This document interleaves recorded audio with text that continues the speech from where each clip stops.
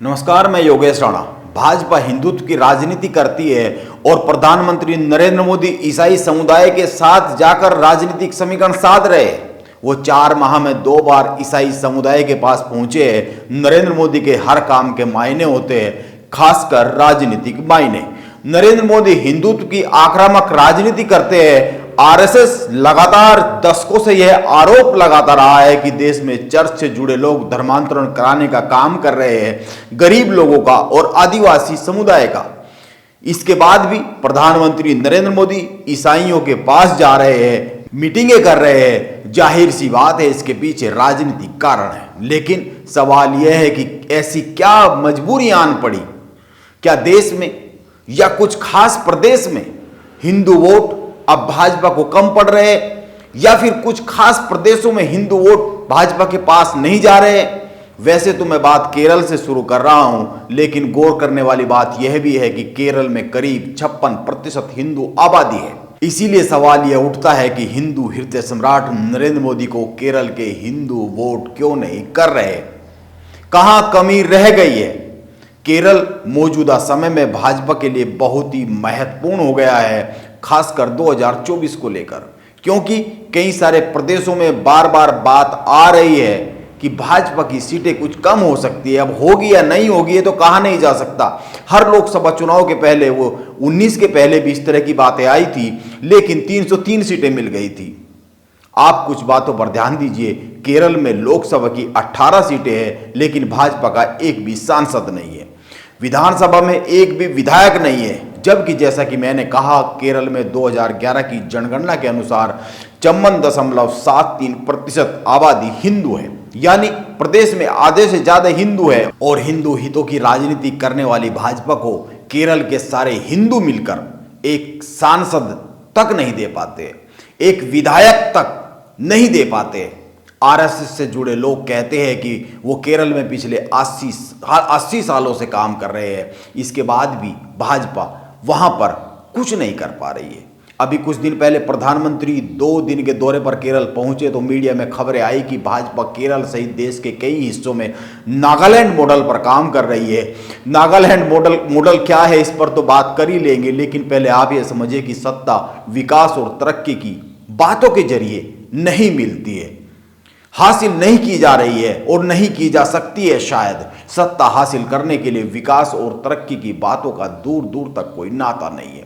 इसके 2 सबसे बड़े ताजा उदाहरण अभी मौजूदा समय में देखे जा सकते हैं। एक कर्नाटक, जहां पर चुनाव पूरी तरीके से सांप्रदायिक मुद्दों पर केंद्रित हो गया है, और दूसरा केरल, यहां पर भाजपा गुजरात मॉडल को छोड़कर, विकास के तमाम मुद्दों को और तमाम मॉडल को छोड़कर ईसाइयों और मुसलमानों के गठजोड़ को तोड़ने की दिशा में काम कर रही है।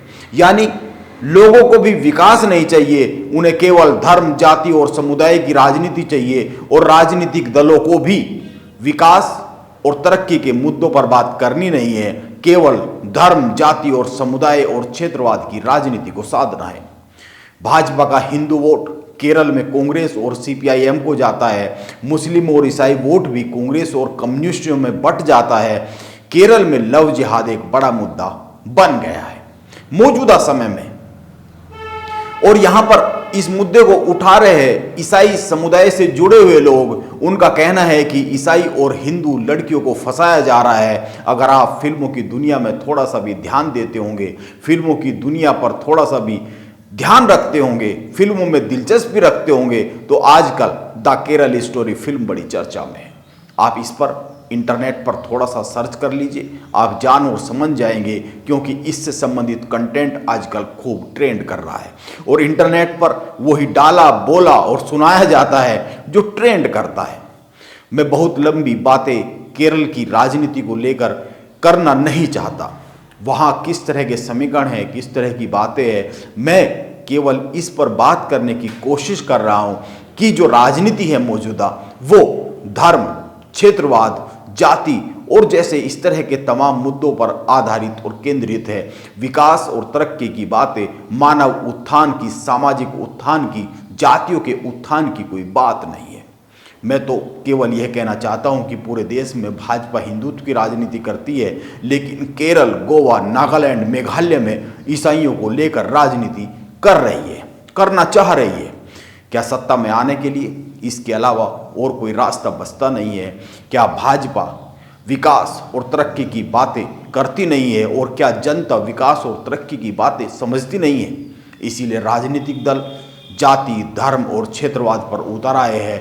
आप खुद ही सोचिए, आरएसएस दशकों से चर्च से जुड़े लोगों को लेकर आदिवासियों और गरीबों को बरगलाकर धर्मांतरण के आरोप लगाता रहा है, और अब भाजपा खुद ही ईसाई धर्मगुरुओं के पास जाकर सत्ता के समीकरण साध रही है। प्रधानमंत्री नरेंद्र मोदी जब जनवरी में ईस्टर के मौके पर दिल्ली के एक चर्च पहुंचे तो लोगों को लगा कि अरे, हिंदू हृदय सम्राट नरेंद्र मोदी को क्या हो गया है, वो अचानक से चर्च क्यों पहुंच गए हैं। और अब 25 अप्रैल को केरल के तमाम चर्च के 8 धर्मगुरुओं से मिले, फोटो खिंचाई और फोटो सेशन हुए, और केरल में सत्ता की राह को साफ करने की कोशिश की गई। कई लोगों का कहना है कि भाजपा को 2024 के चुनाव में लग रहा है कि कुछ राज्यों में सीटें कम हो सकती है, इसीलिए दक्षिणी राज्यों में 60 तकरीबन कम से कम लोकसभा की 60 सीटें लाने का लक्ष्य रखा गया है। अब यह तो पता नहीं भाजपा अपने इस टारगेट में कामयाबी पाएगी या नहीं पाएगी, लेकिन एक सच यह तो है कि ना तो जनता के एक बड़े वर्ग के पास विकास और तरक्की की बातें सुनने का वक्त है, न उसको ये बातें अच्छी लगती है, और ना ही राजनीतिक दलों को। इसीलिए कर्नाटक में कांग्रेस अपने घोषणा पत्र में सत्ता मिलने पर बजरंग दल को बैन करने की बात कह देती है, जबकि कांग्रेस के पक्ष में कर्नाटक में माहौल है, परसेप्शन बना हुआ है। तमाम सर्वे ये कह रहे हैं कि भाजपा वहां चिंता में है, इसके बाद भी वह विकास पर, तरक्की पर, मुद्दों पर, कर्नाटक के जो मूल मसले हैं उनके समाधान पर बात करने की बजाय वो उसका फोकस होता है बजरंग दल पर, बैन करने की, वादे करने पर, घोषणा करने पर अपने घोषणा पत्र में। और अमित शाह दिल्ली सरकार, केंद्र सरकार के किए गए विकास और जो जहां जहां भाजपा की सरकारें हैं उन प्रदेशों में हो रहे तमाम कामों पर बात करने के बजाय अमित शाह कहते हैं कि कांग्रेस सत्ता में आई तो दंगे हो जाएंगे। मुद्दों पर ना भाजपा बात करना चाहती है और न कांग्रेस। यह मौजूदा दौर की राजनीति की एक तस्वीर है जो चिंताजनक तो है ही। नमस्कार, मैं योगेश राणा, आप बने रहे मेरे साथ।